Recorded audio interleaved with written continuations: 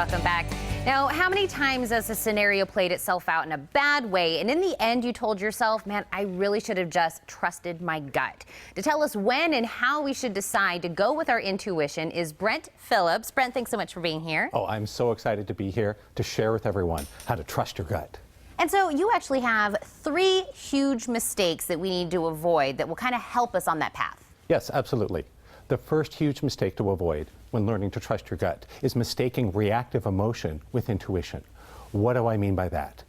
Well, I suffered the worst heartbreak of my life with a woman that I thought was perfect for me because I felt so good when I was around her. But she cheated on me and just completely broke my heart. And I thought because I felt so good around her, it meant she was perfect for me. Reactive emotion is just garbage from the past. It doesn't mean anything. Intuition goes beyond that. It's tapping into a higher power to guide you to what's right for you in your life. Wow. That's a great scenario that I think a lot of us have been in that scenario. So that would be avoiding one, the first thing we should avoid. What about number 2? The second huge mistake is confusing beliefs with the truth. Okay. For example, some people have this belief that rich people are greedy. Well, that's not the truth. It's just something some people believe. The trouble is when we believe something strongly enough, we'll start to think it's the truth. And we have to get past that if we want to be really successful in our lives. When I left grad school at MIT to start internet companies, I recruited my lifelong best friend. And we were really successful at first. And I had this strong belief that he was loyal to me and we'd always be successful. Well, on the day we launched our $1 million game, I dropped by the office and I walked in on him with the woman I was in love with. Oh. And so the truth was he was not loyal to me. The truth was that game was ultimately not successful. And if I wanted to move ahead in my life, I had to get over thinking that just because I believed something really strongly, that it had to be true. I really like that you're taking everything we're talking about and relating it back to something in your life, because it really does touch home with a lot of us in scenarios that could every day, happen to us every day. So that's our second one. What about our third?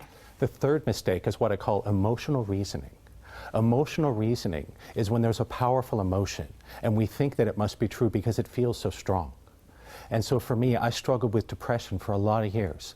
I went to therapists and took prescription drugs, but it wasn't until I understood emotional reasoning that I got past that once in my life for all. I recognized that just because you may feel that you're a loser or you failed or you're going to be alone, just because you have this really strong feeling doesn't mean it's true. When you can realize that the emotion doesn't mean anything, it really sets you free. It opens you up to trust your gut. You know what? I love that we're doing a very this or that. You may think it's this, but really take a deeper look. We really want to find where that intuition is, like you said, that's a little bit deeper in there. But you actually have a simple way for us to kind of know the difference. There is a very simple way to make better decisions and trust your gut. G, get out of your ego and emotions. U, unconscious mind.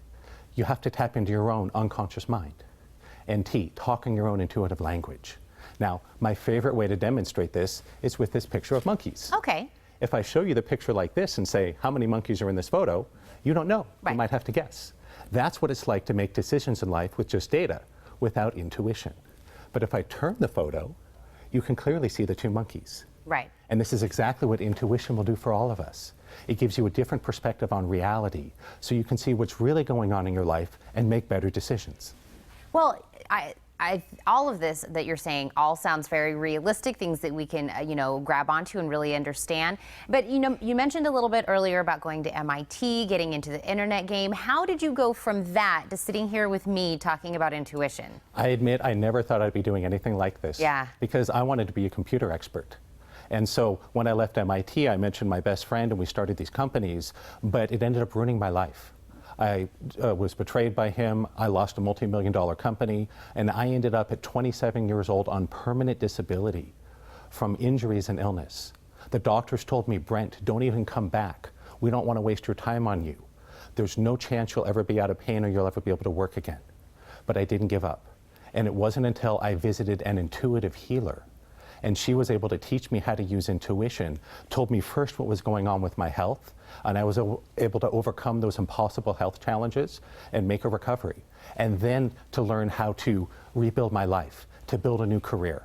Well, now that you've done all of our legwork for us, Brent, I'm going to let everybody know how they can reap those benefits and definitely get that information that you're so willing to, of course, get everybody out into everyone's hands. So thank you so much for being with me. Oh, it's been awesome to come to Tucson and share with everyone about how to trust your gut. I love that. Now, to learn more about Brent Phillips, log on to his website, awakeningdynamics.com, or you can also give them a call at 818-915-0960.